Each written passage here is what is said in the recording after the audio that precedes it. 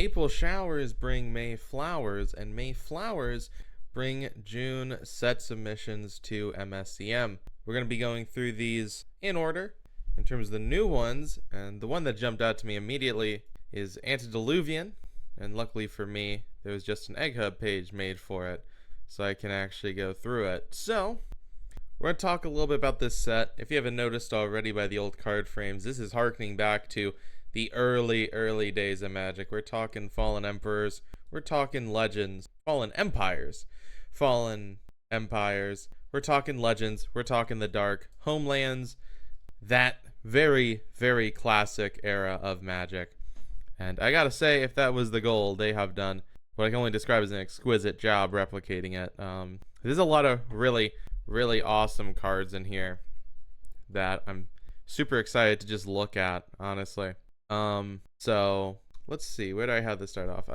There's only very few cards where I have like a power concern. All in all, this is a pretty well balanced set. For power concerns, the first one that jumped out at me was Arida, First Awake. Cumulative upkeep, you gain 1 life, whenever you gain life, you get +1/+1 till end of turn. On a 1-mana 1/1, you kind of have to kill this thing in like 2 turns, or it just attacks for way too much damage. You get so much value out of it. Luckily, it's a legend. That's the only one I can remember though that jumped out at me is like, this is broken. Or there is, if we go down here, there's Bazaar of Nilodem. I don't think you need me to tell you, there's way too many ways to counter triggered abilities in this format. I mean, there's a 1-mana way, actually. I think it's in my search. We have Elementary Conclusion from Fianab that counters a spell activability triggered ability unless the controller pays X.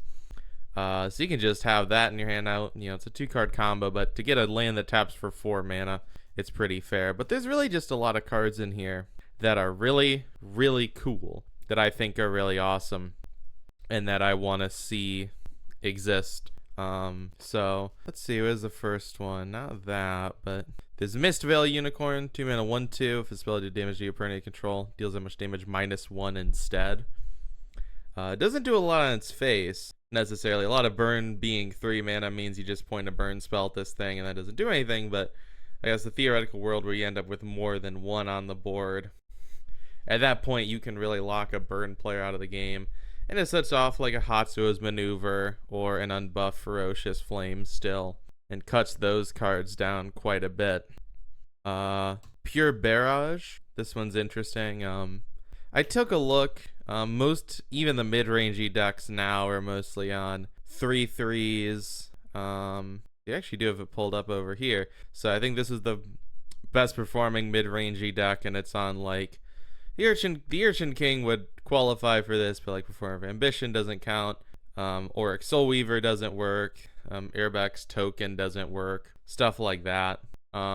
Does kill Ego, kills a buffed Valdez, so there's some things that this can kill. And of course, whatever creature you put the buff on will come out the other side a lot better for it. But really, I don't think it's fair to review this set in terms of like playability, just because it's so dripping with like flavor and theming and all this stuff. Like evaluating it, it's more like looking at it how it's able to kind of represent original Magic. And I gotta say, I believe Chumbeck did all the art for these cards. If they did, does a very good job of replicating the original kind of art style. And there's a lot of variety still, even though it's all just one artist. I mean, stuff like True Shot Elf was really classic Magic. So it's really great stuff. See, I'm gonna cut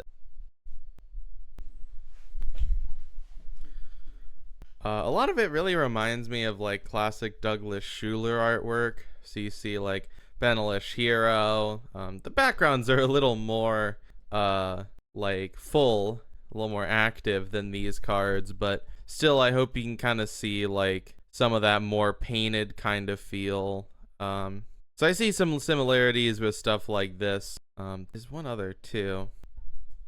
Drew Tucker as well. Drew Tucker is actually feels very similar to this, or at least is trying to capture that. So if we look, like, this is Drew Tucker's from Ashes to Ashes art, and I think sort of the soft painted colors, the not too much blending really, like I'm not an art critic. I really can't tell you why these look similar. Hopefully you can look and say, like, see, there's some similarities in the brush strokes, stuff like that.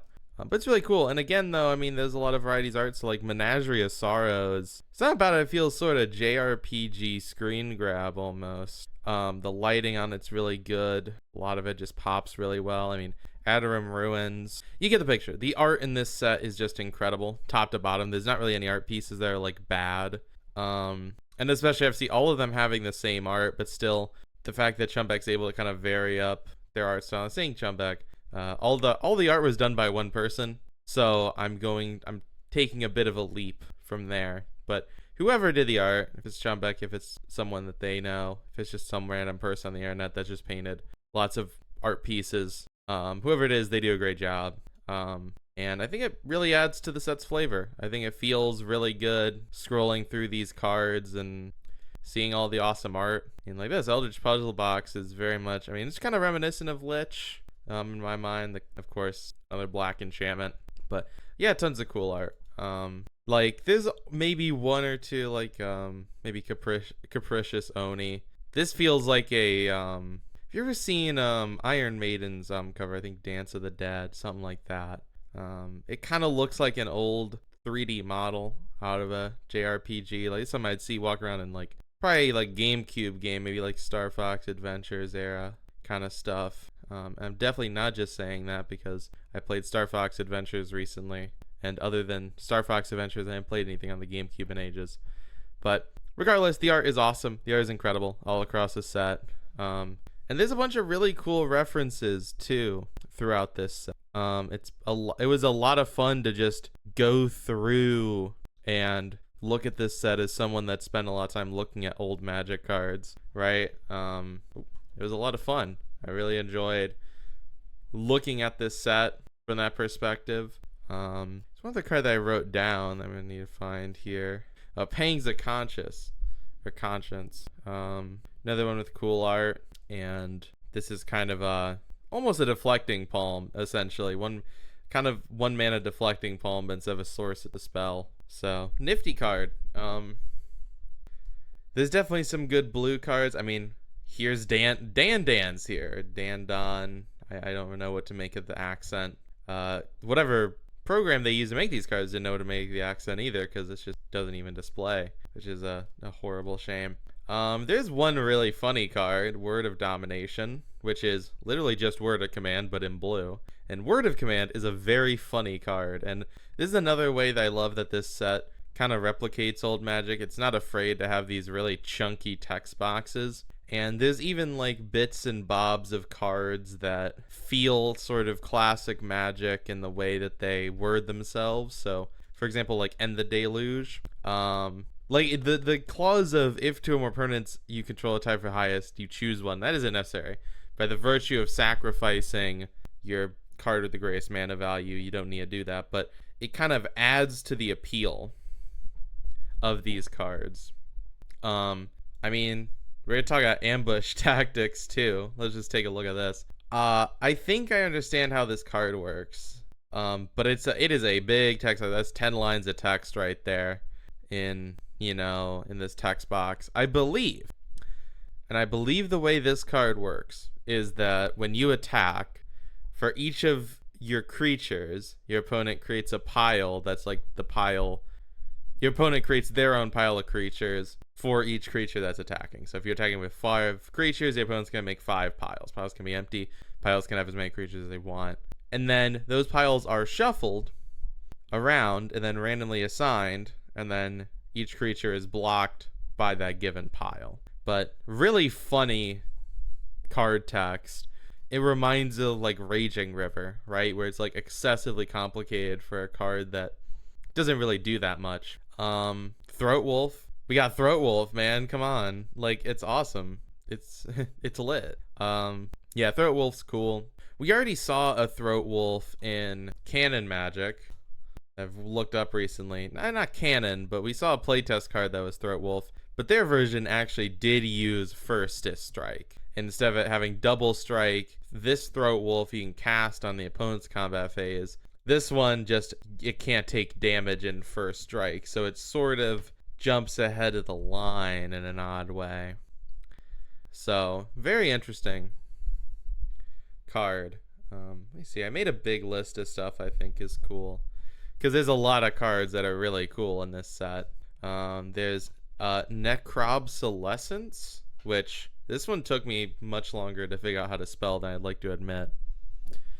But you skip your draw step, you discard card, exile the top card of your library. You pay a life to put a card exiled with it into your hand at the beginning of the next turn's upkeep. Another cool thing this set loves to do. You draw cards at the beginning of the next turn's upkeep, not when the spell resolves. So like, plenty to choose. Is either your opponent lets you tutor for a card, or your opponent lets you draw 3 at the beginning of next turn's upkeep. I think it's really funny. And then if a card be put in your graveyard from anywhere, instead it's revealed upon the bottom of your library. And obviously you can't draw cards normally. It's definitely not necropotent. Actually needing to already have cards in hand to take advantage of its effect, definitely not great. Because like, if you have 1 card in hand, then you're just discarding a card and paying a life to draw a card later. Can't even use at the moment. So not the best use of your time. What else is here? They said there's so many cool cards. There's a lot of fun uses of cumulative upkeep too. I already talked about it, right? I do think that card's a little overtuned. But there's also like Passengers of Time, which this card might also be kind of overtuned. Like, I think cumulative upkeep mill a card is maybe a bit good for decks that really want to mill. And this could be a really decent body too, coming with 3 toughness. Like, obviously you can tell that there's still modern Magic design sensibilities. If this card came out in 1999, it would be 1 mana, or no, it'd probably be 3 mana for a star 1. I don't think they'd let it have more than 1 toughness, especially it's blue. I mean, come on, blue does not get good creatures at the time. This isn't really a critique of the set. I think it's just interesting when you compare these cards to the stuff that they're based on. It's also like, for example, Dark Electromancer is literally just Curd Ape, but with a swamp instead of a forest. So that's nifty. This card, honestly, I think could see play. I don't know if people are really interested in it, but at the end of the day, like, 1 mana for a 3/2 in a red deck wins scenario is really good. Like, Drain Soul is like a drain life, but instead of draining your life, it drains your soul. So you can only spend black mana on X, it deals X damage. So you don't get to gain any life, right? I mean, this isn't drain life, we're just draining their soul. So still really cool.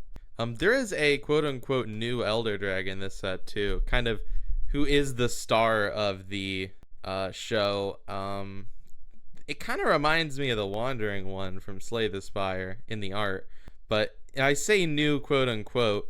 It's a new color, it's a new character, but its mechanics are really just a combination of every other Elder Dragon. There's also Rampage on a bunch of these cards, which I would forgive you for not knowing what Rampage does, but Rampage is when a creature becomes blocked, it gets plus X, right? Because it's a Rampage number for each creature that blocks it beyond the first. I didn't really notice this card. I think I saw the Rampage and kind of brushed this card off, because I have learned from many years, from my time playing Magic, that cards with Rampage are not any good. So I see Rampage on a card and I'm like, oh, this card sucks. But yeah, this card's actually pretty good. I mean, like a 1 mana lure creature that also gets buff for each creature that blocks it beyond the first and has trample.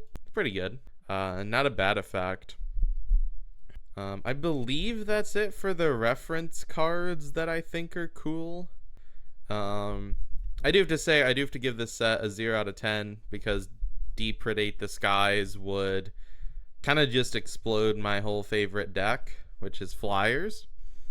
So I sadly have to say that this set is terrible and horrible and should not make in the format, because it's printing a hate piece for my favoriteest deck. Anyways, in actually the one last card I need to mention is Drain Spell.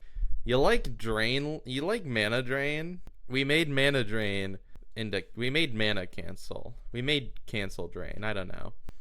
It's 3 mana, and the mana that you get out of it has the Power Stone restriction. Can't cast a non-artifact spell with it. But that kind of denial, where it's denying you from one specific thing, it's a lot more permissive than you think. Activate, obviously you can use it to cast an artifact spell, but you can use it for activate abilities of permanence. You can use it for triggered abilities, all that kind of stuff. You have more options with this than you think. I don't know if 3 mana and a restriction on the mana that you get makes mana drain okay. Maybe not. I don't know. I mean, 3 mana is a big difference. Not being a 2 mana counter spell is a big deal. But I think this is probably it might be on the reasonable side for benefits to casting a 3 mana counter spell. Like, this has always been the counter spell balancing issue. It's one of those things, you can't have a 2 mana counter spell, it's too good. A 3 mana counter spell is too bad. So a properly costed counter spell is 2.5 mana, but you can't have a half mana. So you either gotta do 3 with upside or 2 with downside. And I think this is about as good of an upside as you can give a 3 mana counter spell. Probably like, that's worth like 0.8 mana right there. In terms of a card price, right? Obviously it's gonna net you more mana, but like if you factor in, you know, cards can net you mana over the course of the game, I think it's probably like 0.75 mana of card effect there. So it's pretty balanced. I guess I'm out of, honestly, cool cards. I'm sure I'll see more. I didn't write down every cool card I saw because it would just take too long. Because I would have to write down about half the set. I mean, there's so many awesome cards here.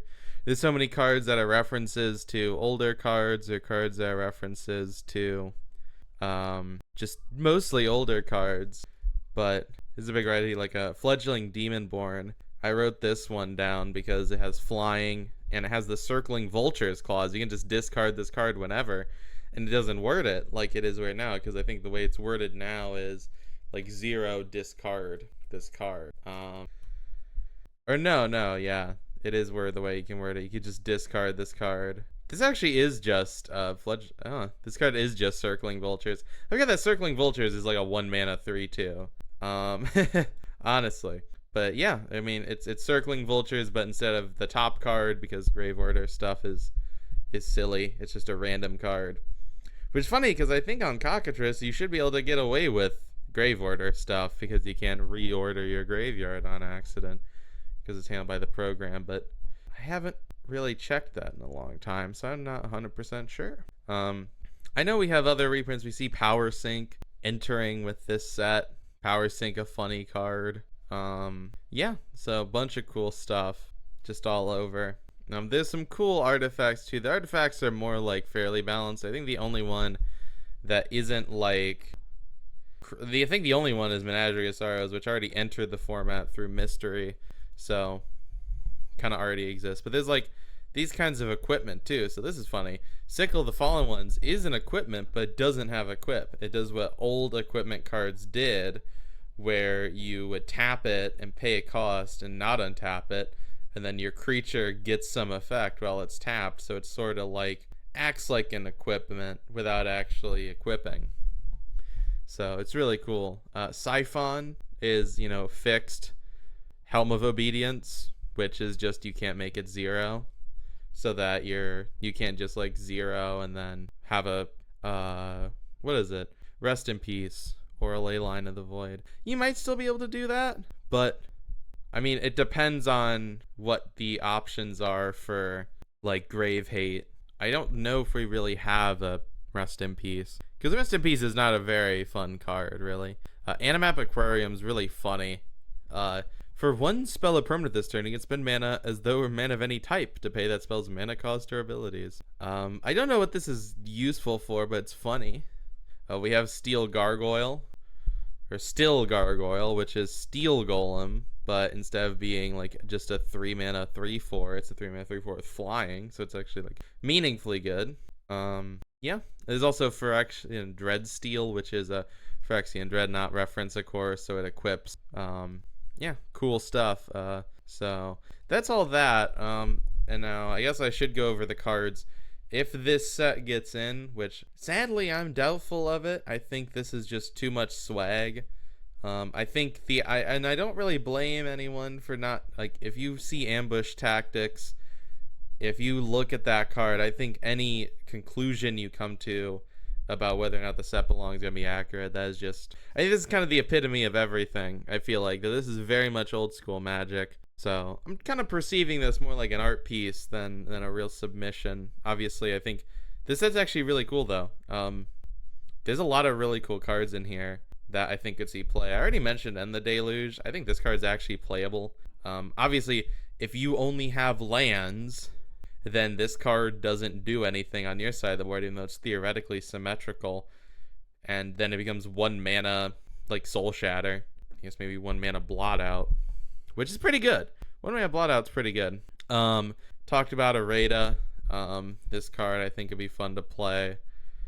The other options in white, there's Okiniro Bodyguard, which has Defender, but can attack as though it didn't have Defender if you have the highest life total, tied for the highest life total, which you're in white. I already mentioned Pangs of Conscience, so we already got there. Let's see, I've already mentioned most of the cards just because I've recognized them. I don't think I talked about Ravages of Time earlier. Ravages of Time is you choose a card type, and then during target player's next upkeep, for each permanent of the chosen type they control, they bounce it to your hand unless you pay 1. I don't think we have like a Hercule's Recall effect, so this is multi-use. You can use it in against an opponent. So let's say you're playing against artifacts or enchantments. You can say, okay, I'm going to choose enchantment, and you have to return all your enchantments to your hand. Or maybe there's a world where an artifact deck uses this on themselves. I don't think it's play outside of a deck that can make use of it in its own game plan. And then the awkward thing is, like, if you play this on your turn, it's a memory issue of on your next upkeep, then Ravages of Time will trigger. Casting on the opponent, at least it just triggers immediately. And then there's also Enervation, which Enervation is enchant creature. When it enters, it taps a creature, and that creature doesn't tap. Being the upkeep of that creature's controller, they can discard a card at random to untap the creature. I think it's a little too good. I think discarding a card at random is too high of a cost to untap. It does get worse later in the game when your opponent only has maybe 1 or 2 cards in hand. It's like, yeah, I have a land in hand. I already have 6 lands. My most expensive card is a 4-drop. I know I don't need this land. I'll discard the card. So it's pretty fair in that regard. But I already talked about those. I didn't talk about all the black cards yet. So I released this. So Lost Incantation. I think this card's gross. Kind of a Hymn to Turok reference, I feel like. Instead of a hymn, it's an incantation. But this is way too good. Non-creature cards includes lands. I think you play this on turn 2. Compared to Hymn to Turok, you can't hit any card, but you also get hand information. So it's like, I think this is too pushed. Obviously, I understand that it should be a Hymn to Turok reference, and they have to reveal their hand, so to be able to discard cards with a characteristic at random. But I just think it's a bit pushed. I think it's a little bit pushed in this case. Talking about Fledgling Demonborn in the context of it being a Raven. Coward's Reward is really interesting. At the beginning of the end step, destroy target creature if it could attack this turn and didn't. This is really funny. Just in general. I mean, it's kind of a weird card. Like, destroy. I think it would make more sense. I mean, I don't know. What would make more sense? I think talking about what makes more sense kind of misses the point. But funny card, for sure. Really funny. I think it's hard. I don't think a lot of decks are generally, like, holding back their creatures. So in that sense, kind of win more if you're already on the beatdown in your black deck and you can Coward's Reward one of your opponent's creatures, then you would. But if you're already playing not on the beatdown, and when you're playing cards like this, you're probably not on the beatdown, then it's awkward. But it's also just 1 mana, so it's like you're not even really paying that much of a cost to play with it. And then finally, there's Senseless Carnage. So black enchantment at the beginning of the end step, destroy all untapped creatures that didn't attack this turn, except for creatures that couldn't. So very interesting. I mean, it raises a good point also. If a creature gets tapped during the pre-combat main phase, could that creature have attacked this turn? Senseless Carnage gets around this by only targeting untapped creatures, but I don't know. We'd need a ruling on that for sure. I don't think any card does this already. I could be wrong about that. I don't know. But I do not believe any card already does this. But like I said, since this card gets around it, I don't think this is a bad card.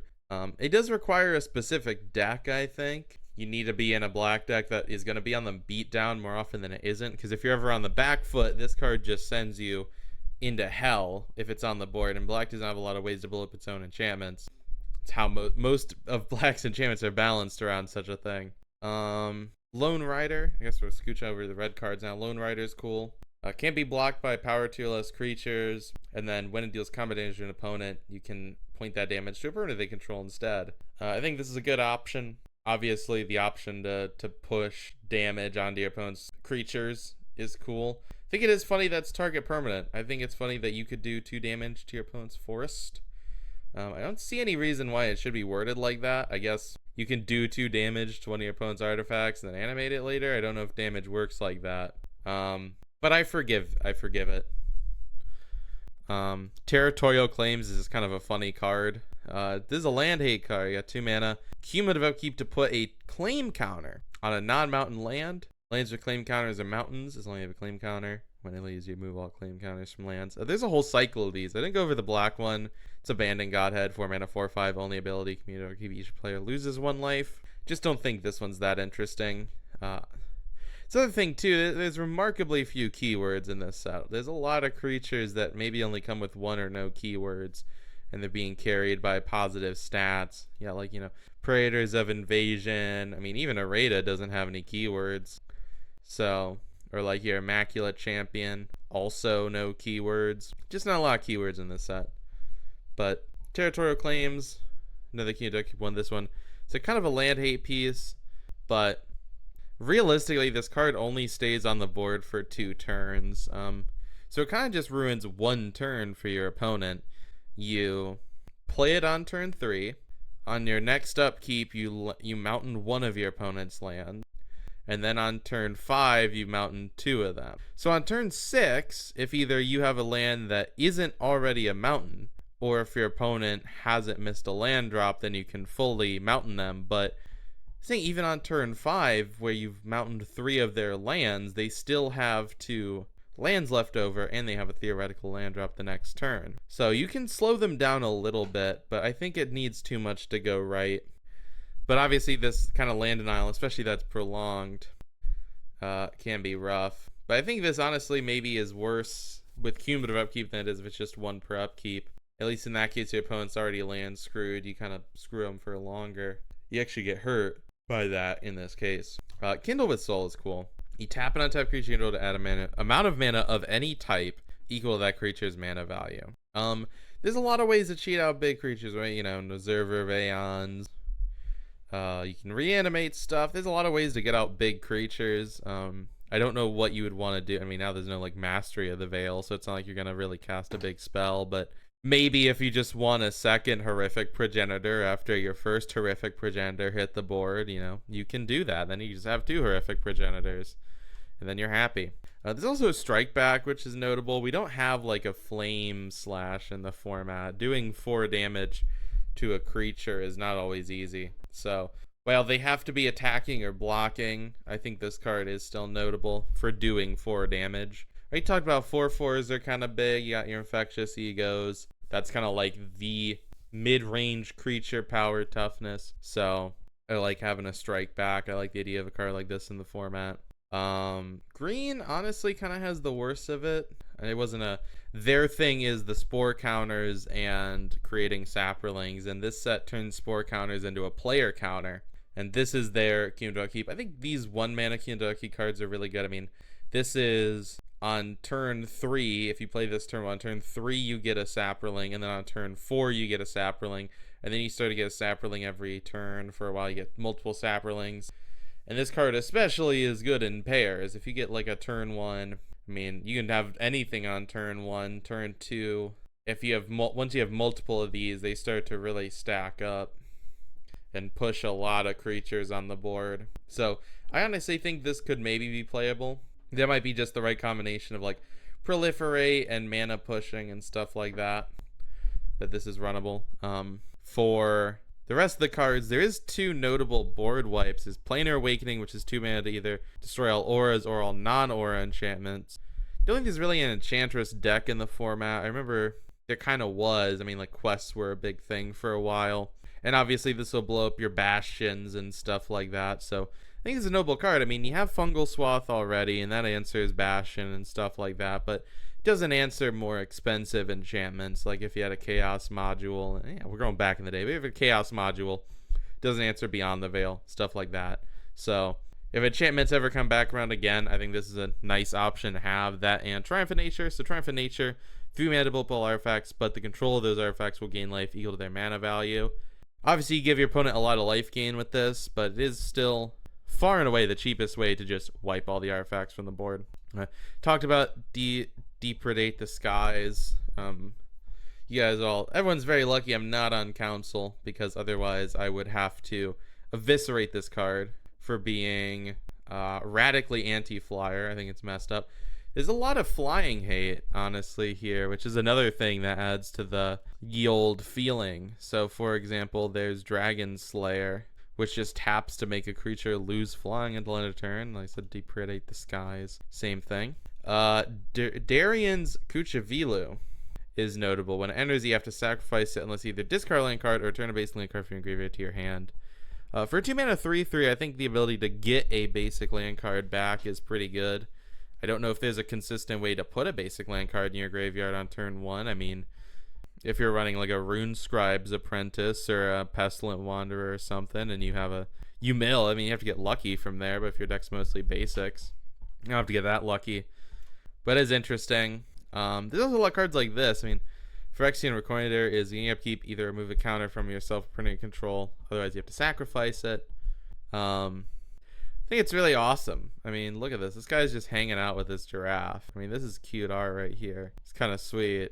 I don't know. Physical Training isn't bad. I mean, it's kind of a limited card, but I think it's cool being able to have the draw, the next upkeep. So it's not a terrible option, all things considered. But I think that's about it for the green. Again, when they lean into the sort of spore counter thing, it really limits you. You need the cumulative upkeep one for that archetype to be really good, and even then it's not that good. There's a cool effect here, Okamis Druid, which I don't think it's like a good effect, but if you tap a land control for mana, you just have it become green, which is nifty. I don't think there's any green hungry enough cards that you really need this effect, but maybe if there were. I think I already covered the colorless cards. I didn't cover the other 2 lands, but Tower of Souls is just a storage land, albeit it is like the ultimate storage land. You tap to put storage counters on it, and then you remove the storage counters, you just add X mana in any combination of types. It's just, you know, put storage counters on this. When you remove them, you get whatever mana you want. Don't faff around with,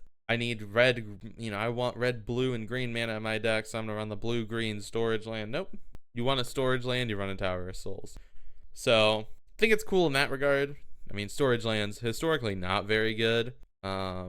They've only really seen play once, I think. Maybe they did in the older days, but they saw it play with like Dragonstorm around Time Spiral block in canon Magic. But I think other than that, people aren't very high on storage lands, especially the cost of this one also. I mean, it doesn't enter tapped, which have been storage lands that are tapped, but it doesn't tap for any colored mana, only taps for colorless. And then there's Obscured Valleys. So this is a Terramorphic Expanse, but instead of the basic you get entering tapped, it enters tapped and then shuffles into your library when you're done.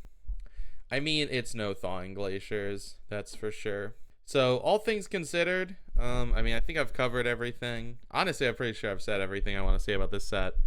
Really awesome set. I think it's really cool. I don't think I'll get in, sadly. I think these kind of old school cards, I think there'd have to be sacrifices made to the aesthetics for it to fit the format in a way that I know if I was making a set like this, I wouldn't be happy with. Obviously, maybe Shumbeck is, because they chose to submit it. But I do really hope this set gets in. There's so many cool cards. It would mean a lot. Like, I would feel great about being able to play with cards like this. And interestingly enough, I mean, there's one interesting thing. I don't think this set is really able to, doesn't really seem positioned to spawn new archetypes. Unless Saprolings is playable, there isn't really a lot of stuff in here. I think that was intentional, was making a set that was about Fallen Empires sized. There's some sort of concessions on how many cards you can include, so there isn't like a developed archetype here beyond the Saprolings in green. So yeah, super cool set. I hope it gets in. I think it's awesome. And stay tuned, because I'll probably be doing more of these, hopefully throughout the month at least. Who knows? We'll see. Thank you all so much for watching. I will see you in the next one.